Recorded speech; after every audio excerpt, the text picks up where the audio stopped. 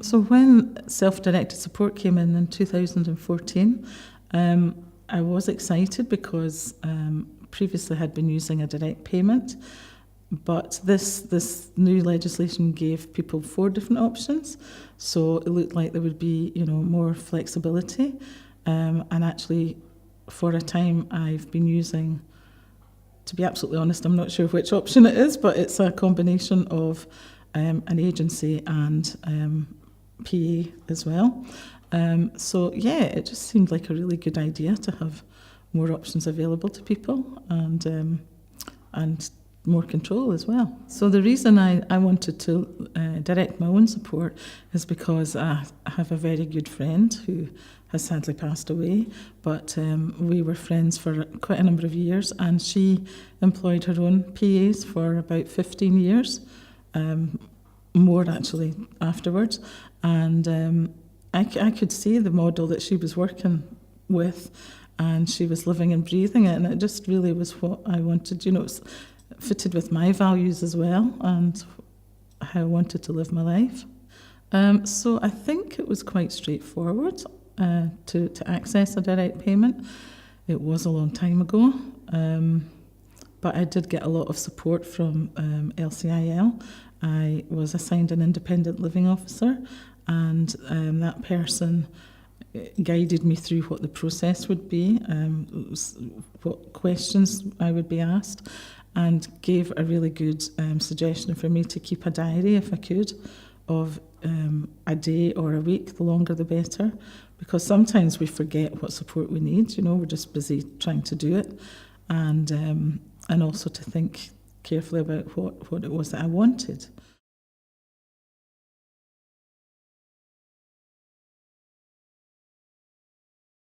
Many years ago, I was assessed and was given a direct payment, and that ticked along really for quite a few years. There were a few interventions, but that ticked along pretty nicely for quite a while until about just over 2 years ago, and I got a phone call out of the blue from a social worker that I hadn't met before, asking if we could meet to have a chat to see how things were going.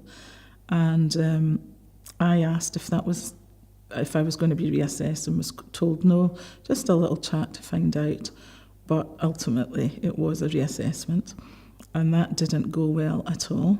It was a really, really difficult time, and I challenged the social work department because they slashed my hours. And it's taken a long time, but I've got some hours back, thankfully. But the reassessment itself was a really difficult process. I really felt that the social worker didn't understand what was going on. She didn't understand self-directed support.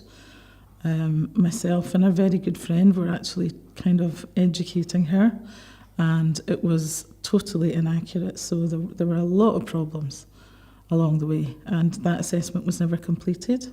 And then eventually I asked for a different social worker. After a long time, I tried to give that person the benefit of the doubt, and but eventually I just said, I'm sorry, it has to be somebody else. And then another social worker came on board, and that didn't go particularly well either. But we muddled through it. Basically, I was handed a sheet of paper, three sides of A4 with some sort of bullet points for myself to complete. So there was no intervention from the social worker. It was passed to me, and I was left to get on with it. And the only reason that I managed to do that was, again, with the help of a very, very good friend. Got a few hours back. So we're heading in the right direction, yeah. Unfortunately, at the time that I was reassessed, or starting to be reassessed, I moved house, and also the 2 PAs that I that were working for me both left within a few months of each other. Now, they had been working for me for several years, so, we had a good working relationship, but people move on, and it was just very, very bad timing. So I phoned Social Care Direct thinking that some kind of support would be put in place. But right across the board in Edinburgh, there was no capacity from health and social care or from any agencies either. So that meant that I had no support at all for seven months, just over 7 months. And that was a very difficult time. So when I was reassessed just over 2 years ago, I had certainly hoped and expected that the principles of self-directed support would be followed. But sadly, that was not my experience at all. It didn't feel in any way person-centred. I didn't feel that it didn't feel like a collaborative approach at all.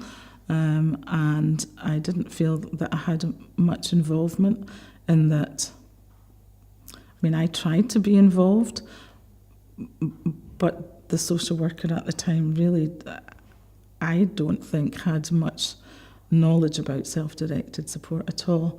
Now, that's okay because, it was fairly new, but I would expect somebody to increase their knowledge. If that's what they're dealing with, then I would expect that person to educate themselves, is what I'm trying to say. Yeah.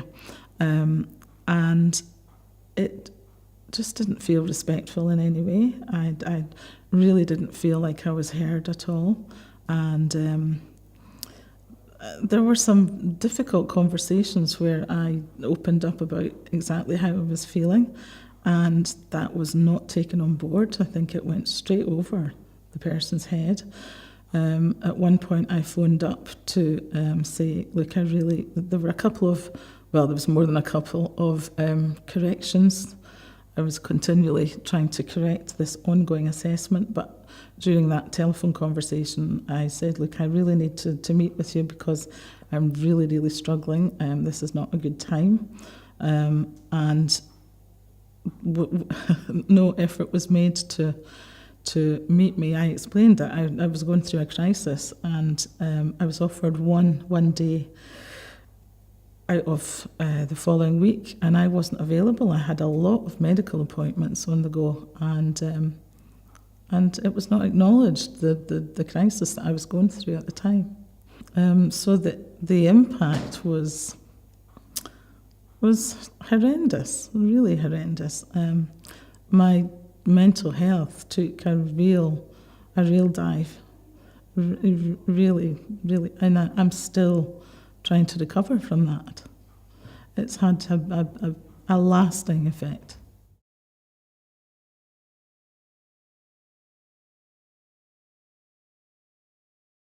Although it was a really difficult time, thankfully there were people and organisations in my life that kept me going, that kept me sane. So, that for sure, that was LCiL, Lothian Centre for Inclusive Living, by way of workshops and the peer support group, the monthly peer support group. Also a really, really good friend. Oh, and also advocacy. Yeah, and also I learned of someone who provides advocacy, a woman who consults with all sorts of organisations and works as an advocate. And she's been a huge, huge support to me and has helped me challenge health and social care and to get things much more back on track. And we're still working together. So, yeah, that's been invaluable.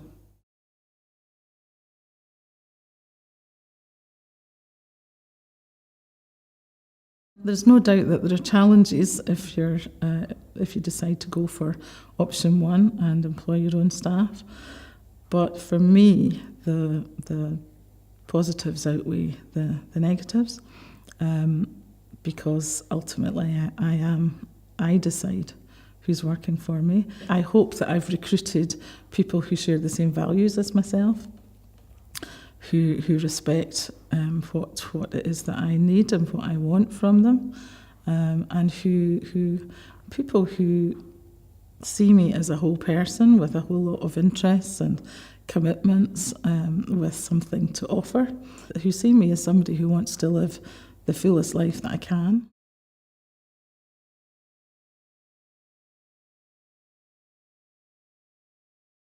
So at the moment, I've managed to recruit one personal assistant. My hopes for the future and for the way forward, now that I'm certainly much more back on track, is to recruit another personal assistant. In fact, possibly two. It depends on people's availability, and to enter the next chapter of my life. I feel that I've recovered from a house move, and to take on new adventures, definitely new adventures.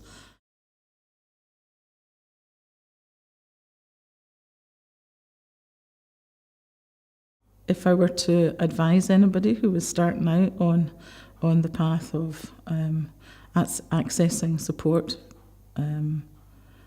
using the self-directed support model, would be to think big. Definitely think big. Aim for a big life, because everybody deserves a big life, a full life, and I think that's it. Consider carefully what it is that you want, what your aspirations are, and it is your right to aspire to that. So go for it.